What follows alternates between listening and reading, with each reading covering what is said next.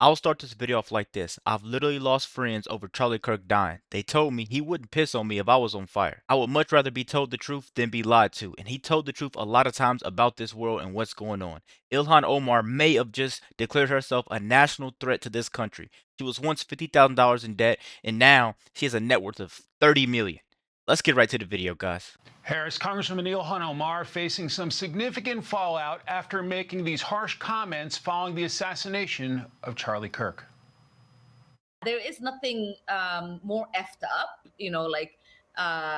than to completely pretend that his words and actions have not been recorded and in existence for the last decade. These people are full of and it's important for us to call them out. Tennessee. So I've always asked this one question. Why do we pay these people that despise our country? She literally hates this country. She talks about everybody that's in it, but she wants to be one of our representatives to earn so much money, and she claims she's always broke. That's what I don't understand, guys. Let's keep going. Republican Senator Marsha Blackburn took offense, reacting on X, quote, Ilhan shows no remorse in slandering an honorable man who was brutally murdered in cold blood for the entire world to see. As many grieve the loss of a husband, father, and patriotic American, Ilhan has chosen a divisive and dangerous path for our country. Omar responded to the heat she's taking for her comments by saying that while she disagreed with Charlie Kirk vehemently about his rhetoric, that her heart breaks for his wife and children. Then there's Illinois Governor J.B. Pritzker, a potential presidential candidate who went political right after expressing his sympathy. Wow. I think the president's rhetoric often foments it. We've seen the January 6th rioters who clearly, have tripped a new era of political violence. And the president, what did he do? He pardoned them. I mean, what kind of signal does that send? Guys, I think we've made it way past the point of these Democrats, right? I think it's time to start labeling them as a domestic terror group because all they're doing is causing chaos within the actual Americans that want a better country.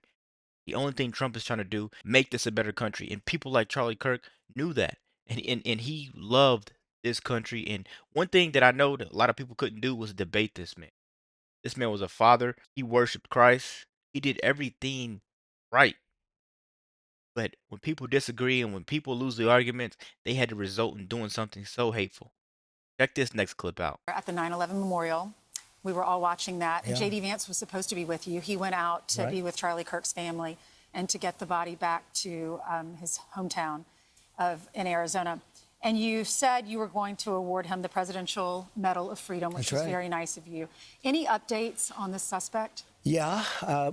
Can I always say, I think, just to protect us all, and so Fox doesn't get sued, and we all don't get sued, and everything else. But I think with a high degree of certainty, we have him in custody, right? In custody. Everyone did a great job. We worked with the local police, the governor. Everybody did a great job. Getting somebody that you start off with absolutely nothing. And we started off with a clip that made him look like an ant. That was almost useless. We just saw there was somebody up there. And so much work has been done over the last 2.5 days. It's amazing, actually, when you start off with that and then all of a sudden you get lucky or talent or whatever it is. But, I think we're in great shape. Mr. President, and he's in custody. Your suspicion was that he was radical left, and now you have more information. What can you share with us about his ideology? Yeah, Lawrence, let me just, and by the way, Lawrence is doing a good job. What's going on here? Yeah, Mr. President. I'll tell you what, I'm very proud of you. Thank you, sir. I said you were going to do well. I think that I don't want to go too far. I'd like to tell you some stories at how it happened, but essentially somebody that was very close to him turned him in. And that happens when I look at it like this, guys. This was a huge wake-up call to leave the Democratic Party. There's a lot of people having these outbreaks all over online because they're witnessing how these people can treat someone that was just murdered in cold blood. They're witnessing this, right? I don't know if you guys have Facebook, Instagram, or however you guys do anything with your social life, but I've seen so many countless people on Facebook congratulating this, right? They're thankful that Charlie Kirk lost that. And I'm very hurt that we lost that conservative voice because I would love to watch more of his debates, honestly. I would love for him to see his kids grow up. You know, I would love for a lot of stuff to go on, but in this hurtful, hurtful world, I think we gotta stay together. We gotta spread more peace. I think that's what the track that Trump is trying to get us on. When you had some of those good shots, somebody is going to say, whether it's a parent or whatever, I'd rather not say right now. They're going to announce it today, sometime later, probably talk about that. But somebody close to him turned and, they said, whoa, it's interesting. We had very good pictures, but not great, not perfect. And when you look at it, what happened is somebody, and this happens a lot. It happened with the crazy Boston bomber. It happened with others. Somebody that's close recognizes even a little tilt of the head, which nobody else would do. And somebody that was very close to him said, that's him. And essentially went to the father, went to a U.S. Marshal, who was fantastic, by the way. And the person was involved with law enforcement, but was a person of faith, a minister. And brought him to a U.S. Marshal, who was fantastic. And the father convinced the son, this is it. And again, I'm always subject to be corrected, but I'm just giving you, based on what I'm hearing, they'll give you a much more active. I just heard about it 5 minutes before I walked in. As I'm walking in, they said, looking real good. They have the person that they wanted. So you have breaking news, don't you, huh? Thank you. You always have breaking news, Ainsley. Sean's going to be very disappointed. This is a very, very, very sad time. I think that September 10th, September 11th are days that Americans will never be able to forget. You know, you have 9/11, down Charlie Kirk. I mean, these are hard times. I think these are the times where you got to look at your neighbor. You got to let your friends know that you love them, you care for them. You never know when the last time that you're going to see these people, because people are ending other people's life just off the things that they're saying, and they're okay with this going on. It's scary, man. It's definitely scary. That we're not doing it on his show. He'll be very thankful and appreciative of the police officers that got this guy. They did a great job, everybody worked together. Pam Bondi is incredible, by the way. People don't know what a star she is. She's incredible. And it all worked out. Could I ask you just some clarification? So a pastor was able to turn him in, or they got the family of the shooter to turn them in? Well, it was a minister, and the minister went to a minister who was involved with law enforcement, by the way. And his good friend is a top U.S. Marshal. And they took it from there. And then it was a father got involved, namely his father, and said, we got to go in. And they, so I understand it. And again, subject to change. But, the facts are the facts. We have the person that we think is the person we're looking for. But they drove into the police headquarters, and he's there now.